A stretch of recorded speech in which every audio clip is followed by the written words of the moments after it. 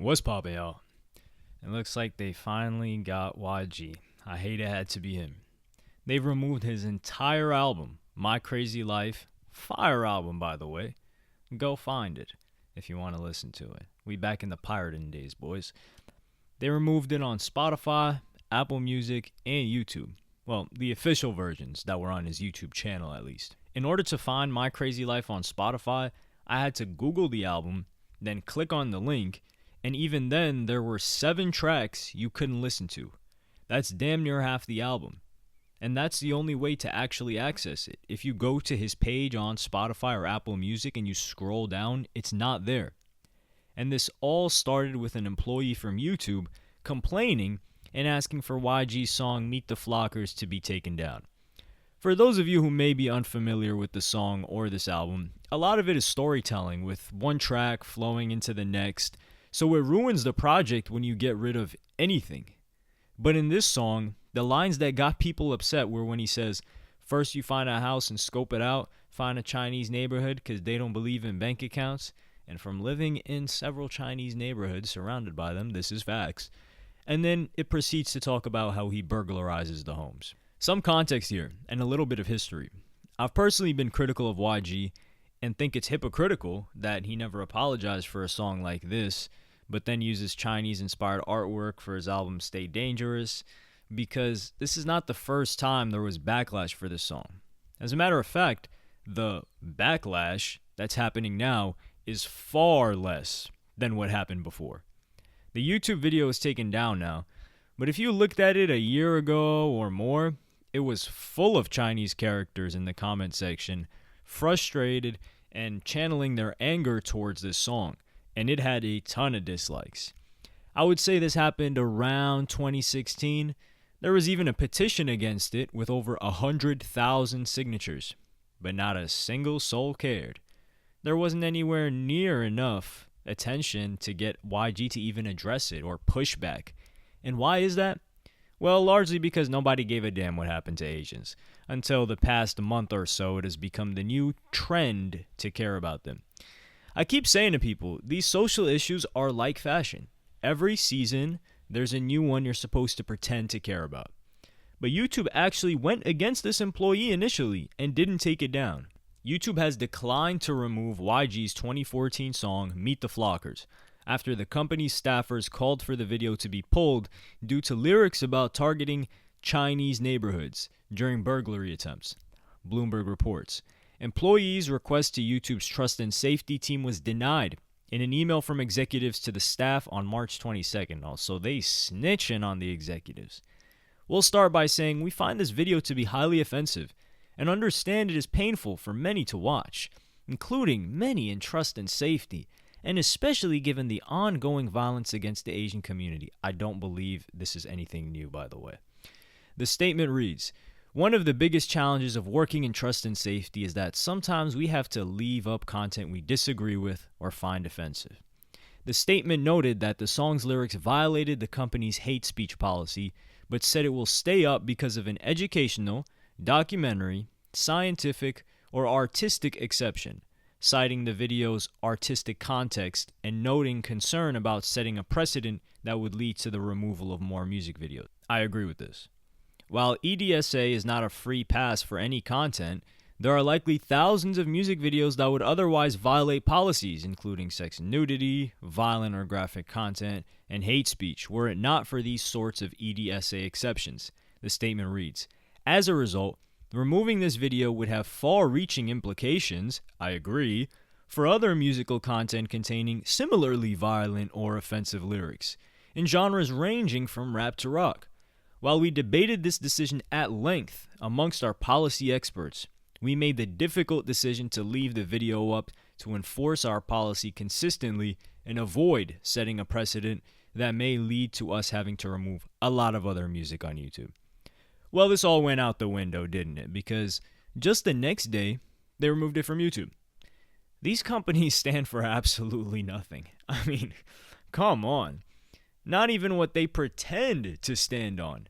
And this is reminiscent of when Spotify apologized for removing R. Kelly and XXXTentacion, saying, They wouldn't discriminate on an artist based on what they have done or been accused of doing in their personal lives.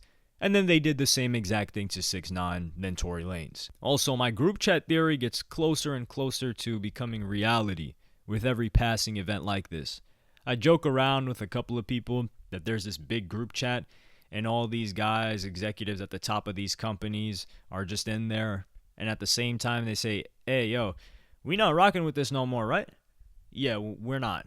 Oh, no, we're not rocking with it either. All right, it's got to go. And they all just press the delete button at the same time. Because this came down on these three biggest platforms, almost exactly the same time. Some people have said the record label is who requested it to be taken down, but I don't believe that. Because then the album wouldn't be available on any streaming platform, and apparently it's still on Tidal from what I'm hearing. I sent out several tweets, in which you should follow me on Twitter at @TheMindOfHY so you don't miss this stuff. First, in reply to Adam22's tweet, which is how I found out about this news, where he says, YouTube took down Meet the Flockers. The woke heads are winning. When I said this wasn't going to end with just 6ix9ine or Tory Lanez, they left. YG My Crazy Life album seems to be removed from Apple Music. It seems to be shadow banned on Spotify. You need to Google it and go to the direct link to be able to open it.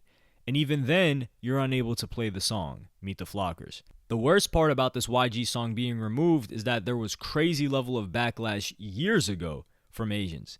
It was all in the comments, petitions, etc. But it wasn't trendy to care about Asians at that time, so these companies didn't give a damn. And there was even a XXL article where they follow this entire fiasco those years back. A petition of the White House to ban YG's Meet the Flockers has received upwards of 65,000 supporters so far. The song Meet the Flockers by YG encourages violence and crimes to a specific ethnic group, reads the petition. As one of this group in North America, I feel seriously offended and threatened. Please ban the song from public media and investigate legal responsibilities of the writer. The petition to ban YG's Meet the Flockers has now surpassed 100,000 signatures, meaning the White House must now respond. I predicted this exact situation in one of my documentaries that I released towards the end of February, The Dark Side of Billie Eilish, the Industry Plant documentary, one which will be in the description. You need to watch that if you haven't already. I guarantee you it's good. It's my greatest work ever, if you ask me, and it's about way more than just Billie Eilish. Don't let the title steer you away from it. But I'll play you just an exact clip from there that relates to this point.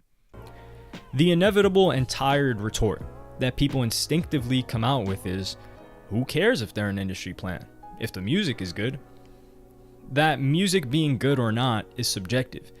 And if you don't have enough self-respect to dislike the fact that you're being deceived by people presenting to you an organic growth of an artist when they were anything but, then you should at least look at the second order thinking of something like this. There's also the question of whether or not you care about independent artists who don't have connections, because how are they going to compete when they're in a race with only one leg compared to the luxuries all these artists I've shown today are getting? First order thinking is, okay, so what? I'm getting good music forced onto me. That's great. But second order thinking is, if these entities can tell you exactly what to listen to, then they can also tell you exactly what not to listen to. And now it's a matter of control. We've already seen this happen to two rappers this year, 6ix9ine being the first, who I did a very detailed video on his downfall, with streaming services shutting him down. It'll be in the top right cards. Go check it out. I said he was only the test run in that video, and there would be many more to come. And the second was Tory Lanez. Carl Sherry was one of the individuals 6ix9ine called out as blackballing him from any playlisting. And this is the point we're at now. This is the first instance where these streaming platforms are telling us what we are not allowed to listen to. And it's worse than 6ix9ine and Tory Lanez. But they were just used to pave the way because, of course, everyone hates 6ix9ine. They don't care what happens to him. And Tory Lanez, he allegedly shot a woman, so that's how the audience justifies it. But with Tory and 6ix9ine, they just weren't promoted. They weren't placed on any editorial playlists, but if you went to their artist page, you could find all of their music. With YG, they removed his music. I hate this so much that I'm really considering just going back to pirating music and holding it on a local hard drive. If enough people did this, it would make a difference. But like I've said before, these platforms sold people on convenience, and they're more powerful than the consumers who subscribe to their platforms now. They genuinely have the mentality, but they won't say it, of, where the hell are you gonna go if you leave us? You're not going nowhere. And they're most likely correct. But this will only continue. This song released, 7 or 8 years ago? It already had its backlash that nobody cared about, and suddenly now it's trendy to take it down? There are rap songs that are way worse than this that teach you how to cook crack. There's songs like Who I Smoke on YouTube where they're name dropping people they've killed and smoking on. And where does it end? Are we going to remove Malcolm X's book from shelves because he gives instructions on how to burglarize suburban white homes as well? I mean, we know they're not getting tagged into the Oppression Olympics anytime soon. I wish I could laugh at YG, but I think this is a learning experience for him. Those same people, when he was rapping F Donald Trump and they were rapping along, showing him all this support, are the same exact people who are outraged and got your album, which is arguably your best album, really great work, taken down from the 3 major platforms. YG can make a big cash grab, a lot of money from this situation. Just make a statement, get a PR team to tackle a couple of these points, something along the lines of, he was just expressing his artistic freedom, which he finds very valuable. He no longer agrees or ever supported these things. He just spoke on his experience. He understands the quote-unquote struggle and quote-unquote hate that Asian people are experiencing right now, but silencing a black man's art is not the answer. It was only less than a year ago that they were all protesting BLM, and then inject some statements about being against censorship of artists, about how dangerous that is, the precedent it sets, and sell an exclusive re-release of his album My Crazy Life, digitally, CD, and vinyl. People will buy that up right now, especially if there's like an alternative cover or something exclusive about it, or a signed version, something that separates it from the original physical release back in the day. And Tidal, oh man, Tidal could get a layup right now. Just come out saying something that, Jay-Z especially, if he comes out saying something that other streaming platforms remove this album, but Tidal from the beginning has always been artist focused and artist first, and they would never remove an album from their platform.